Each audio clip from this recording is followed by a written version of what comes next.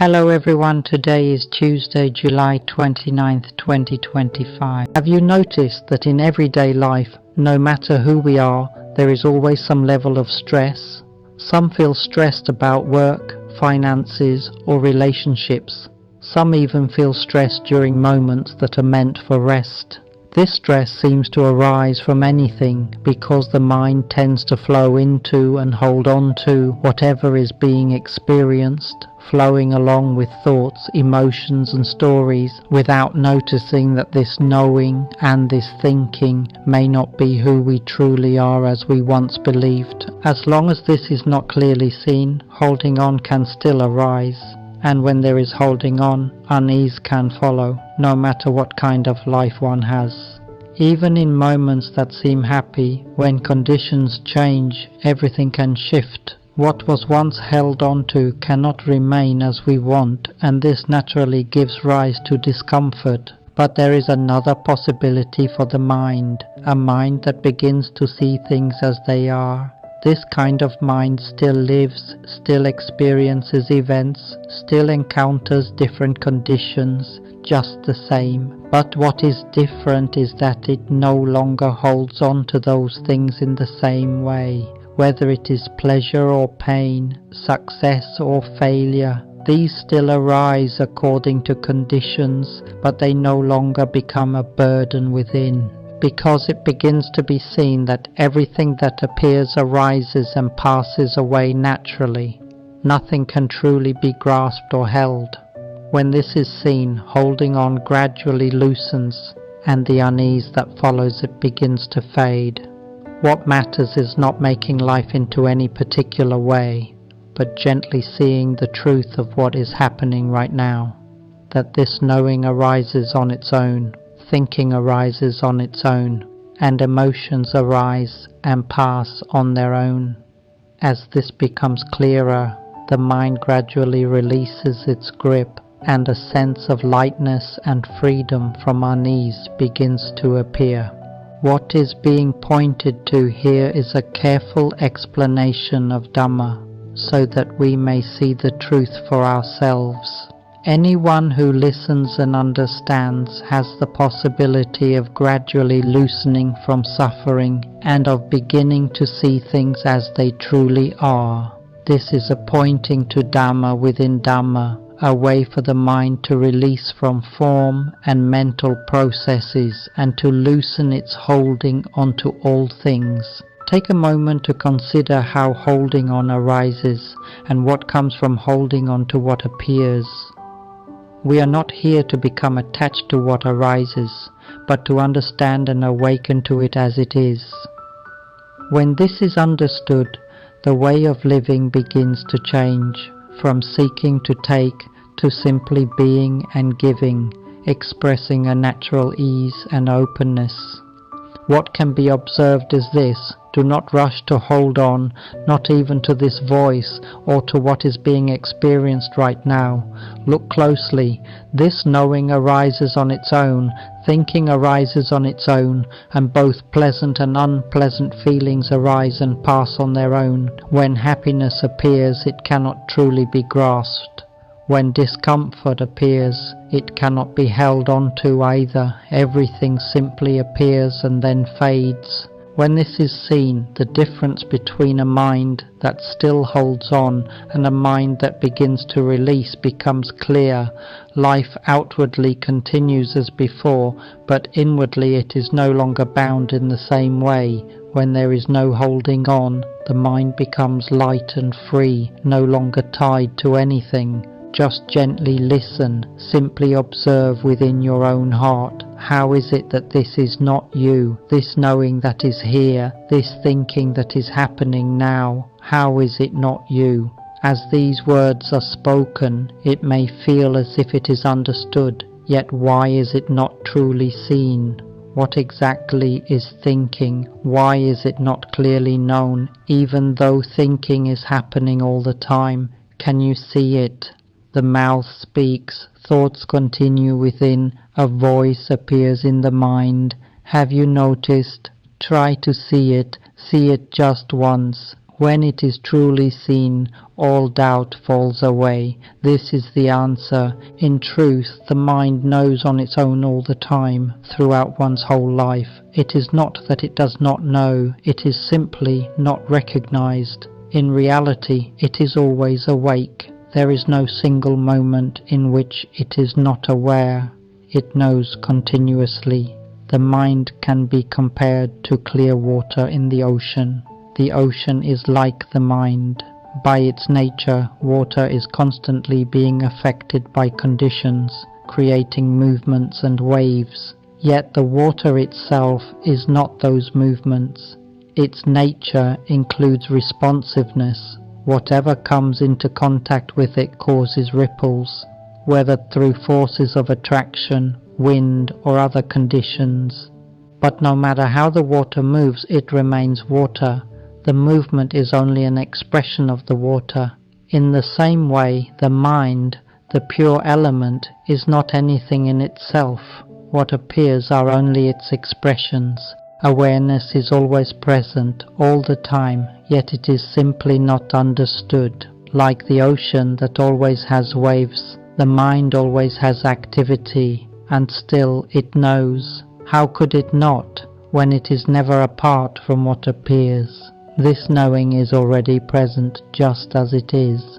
Mental formations continue to condition what is known throughout one's whole life, operating on their own. They are already present, already complete in their own way. It is simply that we do not yet understand this natural functioning. So we try to train the mind to know, even though it is already knowing. Whether we train or not, it is already knowing. Right now there is hearing. This voice is already known. It does not need to be trained. A newborn already knows. No one is without knowing. Even animals know. There is no mind that does not know. It knows continuously, not just for a moment, but all the time. It is only that this is not yet understood, and so there is an attempt to make it know, even though it is already knowing. And yet we turn to practice, trying to cultivate awareness in order to know. In doing so, we may be moving against the very nature that is already knowing. There can arise a sense of why don't I know, even though knowing is already present and it is only taken to be absent. It can be helpful to look closely. How long has one been practicing? Even after many years, there can still be uncertainty about what this knowing actually is, even though it is present right here. Hearing this voice, this itself is knowing. There are those who have practiced for many years, in many places, through many methods, walking, sitting, entering deep states of stillness, and yet this may not have been clearly seen, that what is knowing is already knowing on its own, that the hearing of a sound is already this knowing, that it is a natural quality. The more there is an effort to make it known, the more it may be overlooked. The more there is an attempt to keep up with or control this natural knowing, the more it can seem unclear, because this knowing is already present all the time. Yet the mind may reach out and hold on to certain aspects, trying to make something specific known, even though everything is already being known. In doing so, it may create the sense of I am not knowing. This attempt to grasp or possess knowing can obscure the simple, natural knowing that is already here.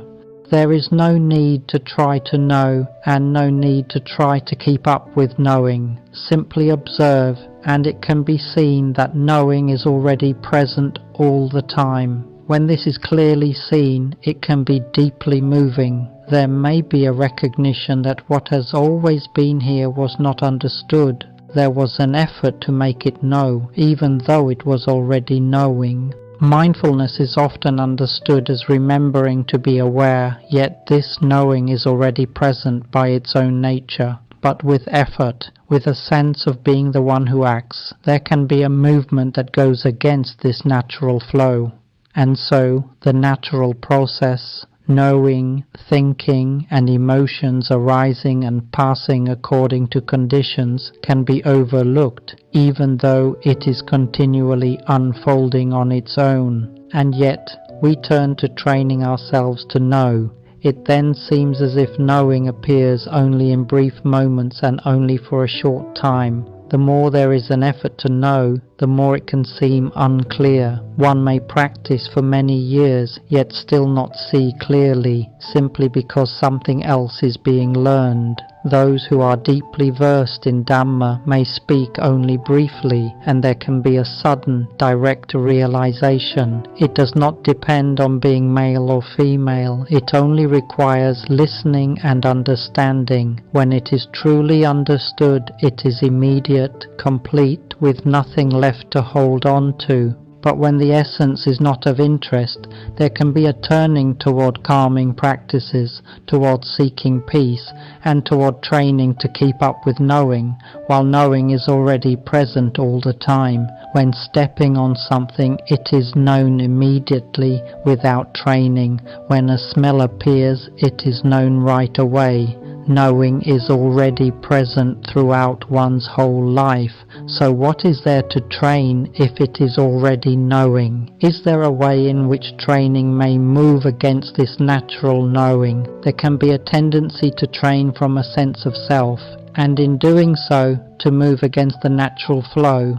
Because of this, the automatic nature of what is happening may not be seen. It can become a question of how to keep up with knowing. But the more there is an effort to do so, the less clearly what is already happening may be seen. When there is a stopping, this can become clear. The sages have stopped. There is also a stopping here. The search comes to an end, and what is seen is the natural flow that has always been operating on its own, an innate awareness, an innate wisdom with the nature of not-self continually revealing itself. This natural knowing is always showing what is true, and so there is a stopping because it is clearly seen that within all these appearances there is no self. There is nothing further to be done. In this way, practice comes to rest as the ending of seeking. When the search comes to a stop, there can be a meeting with Dhamma, like the story of Ananda. He walked, he sat, he practiced with great effort, wanting to realize the truth. The more there was striving, the less clear it seemed. Then there came a point of exhaustion. Whether I make it in time or not, let it be. I can't go on, I'll rest. And so he stopped. In that very moment there was a seeing. These appearances are not self. Seeing nature as nature, already present, already complete. What appears passes away on its own. It was seen that knowing happens on its own, that forming happens on its own, that everything unfolds on its own. In that instant, the mind accepted this directly. There was a sudden clarity, and he later took part in the first council. When the search stops, it ends there. Realization comes with the ending of seeking. As long as there is continued striving, it may not yet be seen. But when there is stopping, there can be a clear seeing, that there is no self in any of this, that knowing is happening on its own, and that what has been done all along has been a kind of constructing. When this is seen, the truth of Dhamma appears in a simple way. The mind becomes light, open, and no longer troubled by anything. If you're interested in these teachings on awakening, mind observation, and transcending suffering through wisdom, and something is seen here, you may share it. If this is helpful, you may support the channel. Thank you for listening. Sadhu, sadhu, sadhu.